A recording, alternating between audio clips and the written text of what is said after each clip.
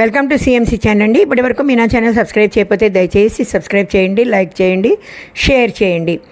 కామాక్షమ్మ మళ్ళా ఊరి నుంచి వచ్చేసిందండి.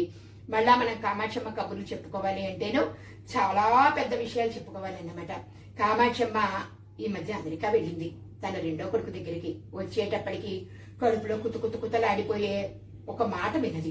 ఏమిటి అంటేను వాళ్ళ కోడలకి ప్రభుత్వం వాళ్ళు స్థలం ఇచ్చారని.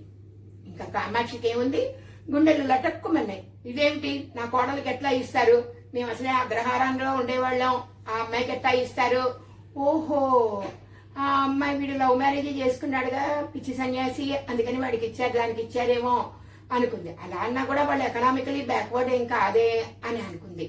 కాకపోతే ఏంటంటే అసలు వాళ్ళకి స్థలం ఎందుకు రావాలి అనే బాధ మాత్రం చాలా ఎక్కువ ఉందండి మన కామాక్షమ్మకి.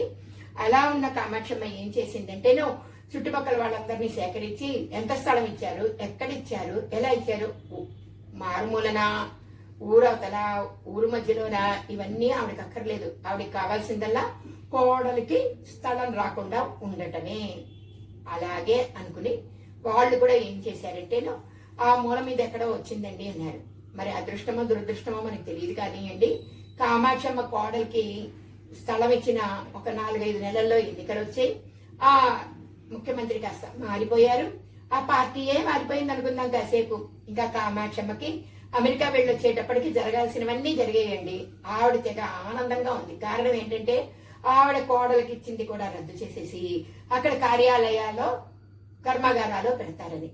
ఇలాంటి వాళ్ళు కూడా ఉన్నారా అని ఆశ్చర్యపోతున్నారా? ఖచ్చితంగా ఉన్నారండి. కామాక్షమ్మే. మళ్ళా కామాక్షమ్మ గురించి మనం చెప్పుకోవాలంటే చాలా ఉన్నాయి. ముందు ఎపిసోడ్లలో బాగా చెప్పుకుందాం. ప్రస్తుతానికి అయితే మాత్రం ఇదే.